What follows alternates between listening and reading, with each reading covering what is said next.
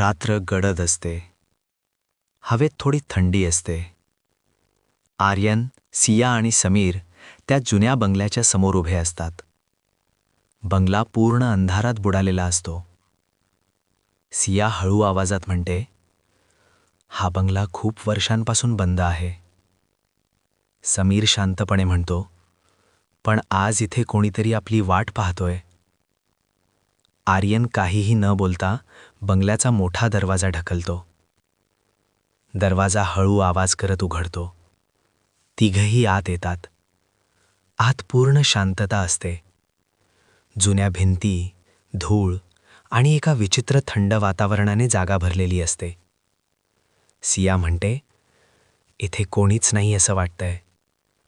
तेवढ्यात वरच्या मजल्यावरून हलका आवाज येतो. तिघही थांबतात. आर्यन वर पाहतो. तो म्हणतो, "कोणीतरी आहे." समीर हळू आवाजात म्हणतो, "चला वर." ते तिघही जिन्यावरून वर जातात. प्रत्येक पायरीवर आवाज घुमत राहतो. वर पोहोचल्यावर एक दरवाजा अर्धवट उघडा दिसतो. आर्यन तो दरवाजा ढकलतो. दरवाजा उघडतो आणि आत एक माणूस खुर्चीवर बसलेला दिसतो. खोलीत फक्त एकच मंद प्रकाश असतो. आर्यन हळू आवाजात म्हणतो, "तुम्ही." तो माणूस हळूच उठतो. तो शांतपणे त्यांच्याकडे पाहतो आणि म्हणतो, "आर्यन, शेवटी तू इथे आलास." सिया आणि समीर एकमेकांकडे पाहतात, कारण तो माणूस त्यांना ओळखीचा असतो. आर्यनचा आवाज बदलतो. तो म्हणतो, "तुम्हीच फोन केला होता?" तो माणूस हलका हसतो. "हो, कारण तुला सत्य हवं होतं."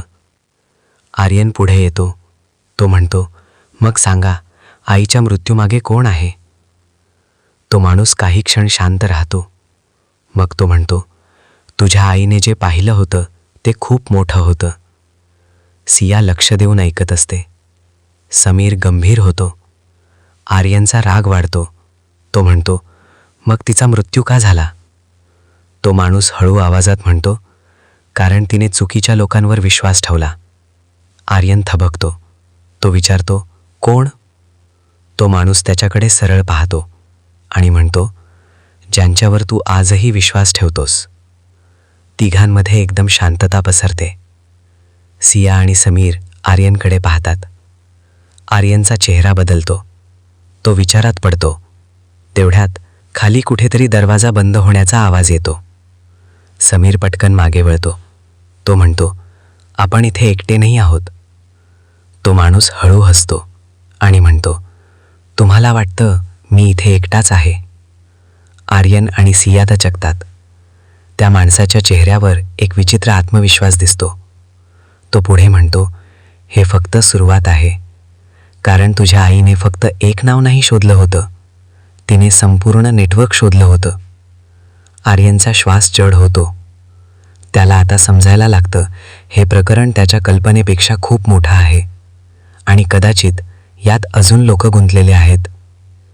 तो माणूस मागे सरकतो आणि सावलीत हरवतो. तिघही तिथेच उभे राहतात. पूर्ण शांतता आणि एकच प्रश्न, आता पुढे काय? पण खरी गोष्ट आता सुरू झालीये, कारण जे समोर येणार आहे ते आर्यनचं आयुष्य पूर्णपणे बदलून टाकणार आहे. पुढच्या एपिसोडमध्ये सगळं आणखी धोकादायक होणार आहे. पूर्ण स्टोरी ऐकण्यासाठी स्टोरी बॉक्स मराठी या यूट्यूब चॅनलला सबस्क्राईब करा.